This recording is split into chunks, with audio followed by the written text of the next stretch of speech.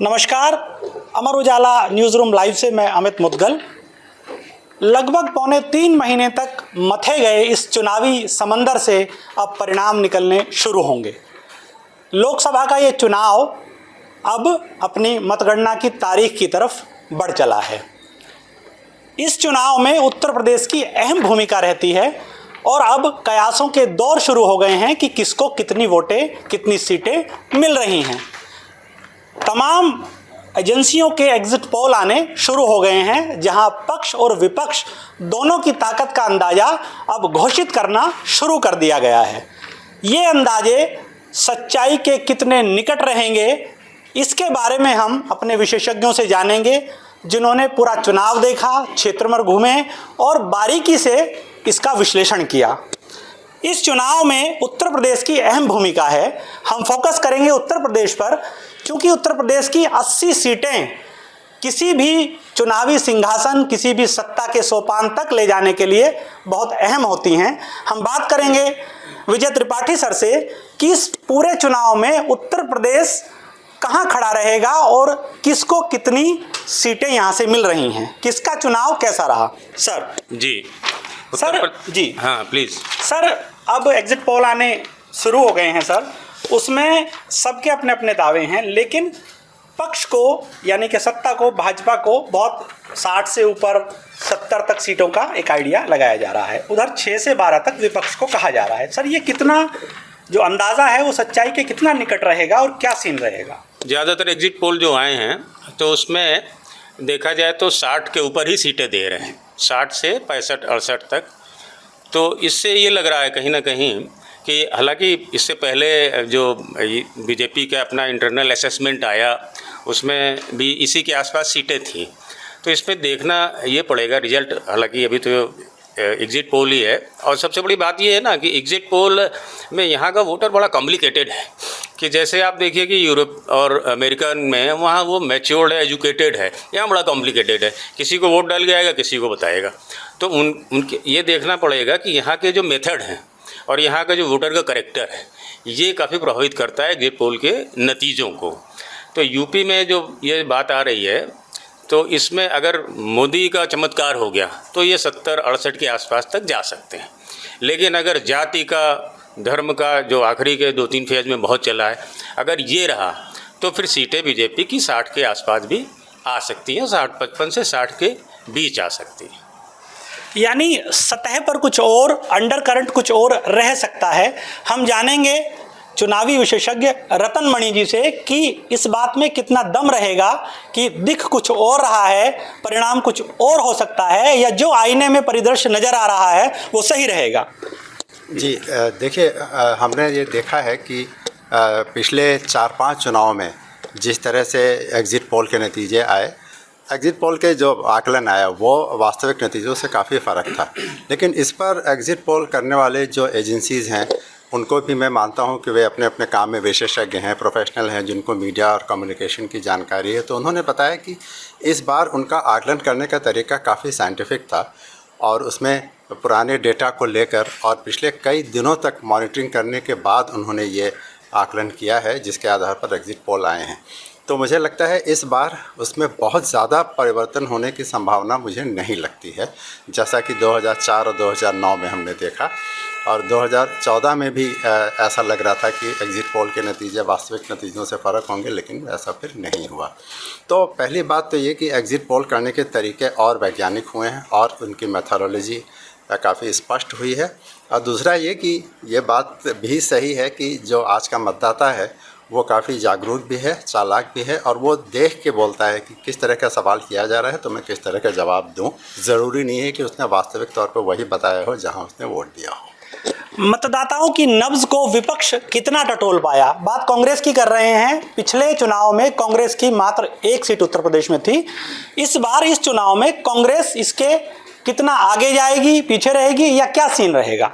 चंद्रभान जी। अमित जी, कांग्रेस की सीटें तो नो डाउट कि पहले से संभावना जो दिख रही है बढ़ सकती हैं। 1 सीट थी तो आगे भी वो संख्या उनकी बढ़ेगी, इसमें कोई दो राय नहीं। जहाँ तक सी वोटर से उसकी एग्जिट पोल की बात है तो एग्जिट पोल में आप देखें तो अप्रॉक्स 17 के आसपास जा रहे हैं और हम लोग शुरुआती दौर से ही ये कह रहे हैं कि विपक्ष 20 के आसपास तक पहुंचेगा। तो मेरा आज भी मानना है, जो ग्राउंड रिपोर्ट हम लोगों ने देखी है उसके तहत यही 15 से 20 के बीच का ही विपक्ष जा सकता है। उसकी एक बड़ी वजह यह है कि विपक्षी खेमे जिन वोटों पर दावा कर रहे हैं, एक्चुअल में वो धरातल पर उनके साथ जाता हुआ दिख नहीं रहा है। काउंटिंग में आप देखें तो वो उनका एक सीधा सा ये कहना था कि हमारे साथ सारी जातियां जुड़ी हैं, लेकिन जातियों की संख्या के आधार पर जब आप आकलन करते हैं तो उन 2-3 जातियों के अलावा उनके साथ और भी जातियाँ जुड़ती हुई फिलहाल दिखी नहीं हैं।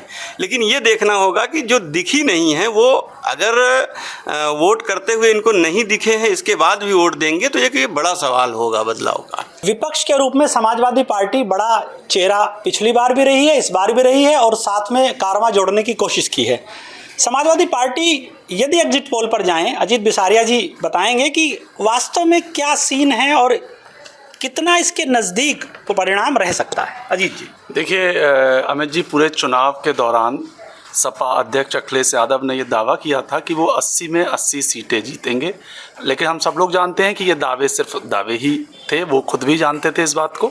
लेकिन सपा का जो रणनीतिकार हैं, उनका जो अंदरूनी आकलन है वो ये मान के चल रहे हैं कि यूपी में हम 35-36 सीटों पर हम बहुत ज़बरदस्त फाइट दे रहे हैं और इनमें से 17 से 24 सीटें हमारे हिस्से में आ सकती हैं, ऐसा उनका आकलन है। आपका इसमें क्या मत रहेगा?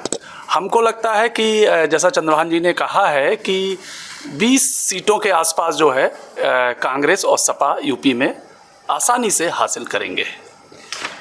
बहुजन समाजवादी पार्टी पिछले चुनाव में उत्तर प्रदेश में 10 सीटें जीती थी। इस चुनाव में बहुजन समाजवादी पार्टी का क्या हाल रहेगा? उसके वोट बढ़ेंगे, घटेंगे? हाथी के महावत कितनी सवारी कर पाएंगे? हम बात करते हैं महेंद्र तिवारी जी से। महेंद्र सर, बहुजन समाजवादी पार्टी पिछली बार बहुत अच्छी स्थिति में थी, इस बार क्या सीन आपको लग रहा है? जैसा कि एग्जिट पोल कह रहे हैं कि मामला बहुत गड़बड़ है। एग्जिट पोल के इस पॉइंट से मैं करीब करीब बिल्कुल सहमत हूँ। बहुजन समाज पार्टी बहुत अच्छा करते हुए नहीं दिख रही है, उसके वोट बिखरे हैं और उन्होंने पूरी ताकत भी उस तरह से वो नहीं लगा पाए हैं जिस तरह लगाना चाहिए, वो कैंडिडेट उतारने से लेकर के चुनाव प्रचार तक। तो मुझे लगता है कि इस बिंदु पर, और जहाँ तक टोटलिटी की बात है, तो अगर इससे इतर कोई नतीजा आता है तो ये माना जाना चाहिए कि भाजपा के खिलाफ बहुत बड़ी नाराज़गी थी जिसको लोग भाप नहीं पाए। अगर नतीजा इसके उल्टा आता है, कहा जाता है कि 40 सीट 45 सीट अगर सपा पाती है, उसका गठबंधन पाता है, तो इसका मतलब सपा ने 5 साल तक फील्ड में काम नहीं किया है, उनका संगठन खड़ा नहीं था। उन्होंने चुनाव के 4 महीने पहले से काम शुरू किया है। इसके बाद उनके सारे मिलकर के लड़ नहीं पाए ठीक से। 17 सीटें कांग्रेस के पास गईं, उनके सामने बहुत बड़ी चुनौती थी कि अपने वो ट्रांसफ़र करने की एक दूसरे को। इसके बावजूद अगर समाजवादी पार्टी या कोई ये सोचता है कि हमारी 40-45-35 सीटें हो सकती हैं, तो इसका मतलब पब्लिक में बहुत बड़ा गुस्सा था, वो गुस्सा दिखा नहीं है। तो हमें लगता है कि जो एग्जिट पोल के नतीजे आए हैं वो 60-65 के आसपास, 65 सीट से कम नहीं होना चाहिए।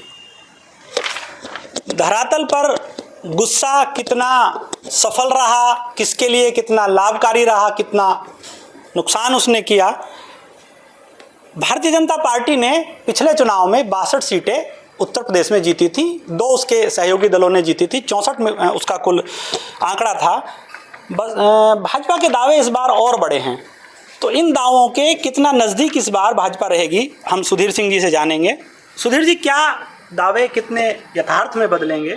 अमित जी, क्या लगता है आपको? अमित जी, दावे तो ठीक है, सब अपनी अपनी जगह हैं सबके दावे, लेकिन जो स्थिति देख रहे हैं, हम लोग ग्राउंड रिपोर्ट पे भी गए थे और जैसे लास्ट चरण में हम गए थे पूर्वांचल में, पूर्वांचल भाजपा के लिए ज़्यादा मुफीद माना जाता रहा है। पूर्वांचल में भी ये बात सामने आई कि भाजपा के खिलाफ जो बात विपक्ष कह रहा है उसमें बहुत दम मुझे नहीं दिखा। जो एंटी इनकम्बेंसी की बात हो रही थी, जो विकास की बात हो रही थी, विकास के मुद्दे इस बार पूर्वांचल में ज़्यादा हावी रहे, उसका फ़ायदा मुझे भाजपा को मिलता हुआ दिख रहा है। तो मुझे लग रहा है कि इस बार 68 से 72 के बीच जो आकलन आ रहा है वो लगभग सही है। छोटे दलों के भी अपने अपने अस्तित्व का सवाल है। पश्चिमी उत्तर प्रदेश में राष्ट्रीय लोकदल बीजेपी के साथ चुनाव लड़ा, अन्य क्षेत्रों में भी इसी तरह के समीकरण हैं। उनका अस्तित्व कितना इस चुनाव में बचा रहेगा या वह अपनी परफॉर्मेंस को कितना बेहतर कर पाएंगे, इसके लिए हम जानते हैं रतन मणि जी से। रतन जी, छोटे दलों के लिए जो दूसरी पंक्ति के योद्धा हैं, उनके लिए ये चुनाव कितना मुफीद रहने वाला है और उनके लिए क्या लड़ाई रहेगी? देखिए, उत्तर प्रदेश में 90 के दशक से ये इतिहास रहा है कि छोटे दल, चाहे वो किसी बड़े दल से टूट के बने हों या किसी अन्य वैचारिक मतभेद के बाद नेताओं ने बनाए हों, उन सभी दलों की ज़रूरत बड़े दलों को सत्ता में आने के लिए पड़ती रही है। इस तरह के तमाम दर्जनों एग्जाम्पल्स हमने देखे हैं। तो मुझे लगता है इस विचार को, इस थॉट को लेके आज भी छोटे दल ये सोचते हैं कि अगर वो क्षेत्रीय आधार पर, जाति के आधार पर या विचारधारा के आधार पर छोटे दल बनाते हैं तो कल के दिन चुनाव में अगर कहीं किसी संख्या की कमी रह जाती है तो वे अपनी शर्तों पे समर्थन देंगे, जैसा पिछले कुछ सालों में हमने देखा। लेकिन जिस तरह से भारतीय जनता पार्टी का पूरा संगठन मजबूत हुआ है और उन्होंने पूरे उत्तर प्रदेश में हर कोने में, हर ज़िले में जाकर अपनी पकड़ मजबूत की है, लोगों को अपने साथ जोड़ा है और प्रधानमंत्री मोदी के चेहरे को आगे रखकर लोगों का विश्वास जीतने की कोशिश की है, इसमें छोटों दलों के पास अब नेगोशिएट करने का या अपनी लिवरेज बढ़ाने का मौका धीरे धीरे कम हो रहा है। जैसा कि हमने पिछले दिनों देखा, कई दल ऐसे थे जो कुछ साल पहले तक एक बड़ी पार्टी के साथ थे, आज वो दूसरे के साथ हैं। कई छोटे दलों में भी टूट फूट हो गई, कई लोग बड़े दल से निकल के गए और अचानक अपना सा दल बना लिया उन्होंने। तो इस तरह की चीज़ें देखते हुए मुझे लगता है कि छोटे दलों के लिए आगे आने वाले समय में उत्तर प्रदेश की राजनीति में अपनी जगह को बढ़ाने का अब मौका धीरे धीरे कम होगा और उन्हें अपने जो अभी तक का जो एक व्यवस्थित आधार है उसी को आगे बढ़ाकर अपने को किसी लायक बना सकते हैं कि वो किसी बड़ी पार्टी को नंबर दें, तब तो उनका वजूद रहेगा, नहीं तो उनके लिए समय मुश्किल है। जैसा कि एग्जिट पोल कह रहे हैं कि पूर्ण बहुमत के साथ भारतीय जनता पार्टी की सरकार बन रही है, यदि ऐसा हुआ तो एक नई बहस ये होगी कि मुद्दे कितने प्रभावी रहे, किस एंगल ने, किस दृष्टिकोण ने काम किया। हम बात करेंगे फिर से विजय सर से। सर, यदि ऐसा हुआ तो क्या माना जाए कि ये चुनाव जैसा विपक्ष मुद्दे विकास का जो था उस तरफ गया, इसके क्या मायने हम समझें? नतीजे अगर एग्जिट पोल के आसपास भी रहते हैं तो शायद वोटर का मानस एक स्थायित्व सरकार की तरफ है। वो चाहता है कि एक टिकाऊ, मजबूत और उस तरीके की सरकार हो और डावाडोल ना हो, जैसे यूपीए के दौरान रहा है। इसीलिए शायद पिछली बार भी उसने बीजेपी को क्लियर मेजॉरिटी दी, जबकि एग्जिट पोल उसको एनडीए को तो मेजॉरिटी दिला रहे थे लेकिन बीजेपी को नहीं दिला रहे थे। तो एक वोटर की मानसिकता में एक ये बदलाव आया कि वो चाहता है एक स्थिर सरकार हो और ऐसे ना हो किसी छोटे छोटे दलों पर निर्भर हो। छोटे दलों की मानसिकता में भी बदलाव आया। पहले क्या होता था कि वो अपने बलबूते चुनाव लड़ते थे, फिर बाद में नेगोशिएट करते थे। अब वो किसी न किसी बड़े गठबंधन की तरफ पहले से ही जुड़ के चुनाव लड़ रहे हैं। उत्तर प्रदेश में आप देखिए, जो भी हैं इसके साथ या उसके साथ अपने बूते चुनाव वो नहीं लड़ रहे हैं। आखिरी सवाल मैं रतन जी से पूछूंगा कि क्या नज़रिया है, एनडीए या इंडिया? स्ट्रेट फॉरवर्ड आप बताइए कि आपकी नज़र में क्या परिणाम है? देखिए, स्ट्रेट फॉरवर्ड तो कहना मुश्किल है। हाँ, एक बात मैं ज़रूर कहूँगा कि जो मुद्दे विपक्ष ने उठाए थे उन मुद्दों को हम आज नकार नहीं सकते और खारिज नहीं कर सकते। जैसे महंगाई है, आवारा पशु हैं, अग्निवीर योजना के प्रति नाराज़गी है, सरकारी योजनाओं का लाभ नहीं मिला है। लेकिन अगर इन सब मुद्दों को आम मतदाता ये समझता है कि इसकी वजह से हम केंद्र की सरकार बदल दें तो इसकी संभावना मुझे कम लगती है। तो यानी कि एनडीए की सरकार, समझता हूँ कि एनडीए की तरफ एक झुकाव बना रहेगा। चुनाव के इस परिदृश्य को बहुत साफ तस्वीर सामने लेकर आएगा मतगणना का दिन।